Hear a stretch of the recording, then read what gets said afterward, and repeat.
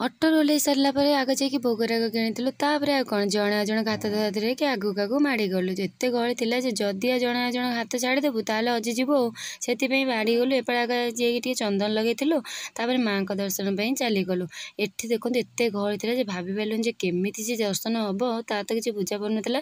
କିନ୍ତୁ କ'ଣ ହେବ, ମାଆଙ୍କ ଦର୍ଶନ ତ ମିଳିବାର ଅଛି। ତେଣୁ ଭଲରେ ଠାକୁରଙ୍କ ଦର୍ଶନ ଚାଲିଲୁ। ବାହାରକୁ ଆସିଗଲୁ। ଆସିକି ଟିକେ ଫଟୋ ଭିଡ଼ିଓ ଆମର ଆରମ୍ଭ କରିଦେଇଥିଲୁ। ମାଆଙ୍କ ଦର୍ଶନ ଦର୍ଶନ କରିକି ଆସୁ ଆସୁ ମାଆଙ୍କ ପହଡ଼ ପଡ଼ିଯାଇଥିଲା।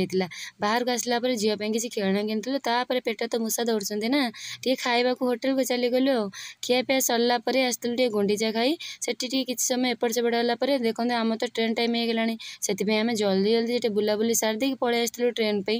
ଟ୍ରେନ୍କୁ ଆସିଲା ପରେ ଏଠି ଆସି ଟ୍ରେନ୍ରେ ବସି ପଡ଼ିଲା ପରେ ଆଉ କ'ଣ କିଛି ସମୟ ବସି ସମସ୍ତେ ଘୁମେଇଲୁ। ସକାଳର ଏନର୍ଜି ଆଉ କ'ଣ ଅଛି।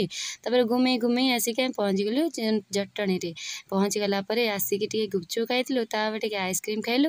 ସମସ୍ତେ ମିଶି ମାଶିକି ଯିଏ ଯାହା ଘରକୁ ପଳେଇ ଆସିଲୁ। ଜୟ ଜଗନ୍ନାଥ।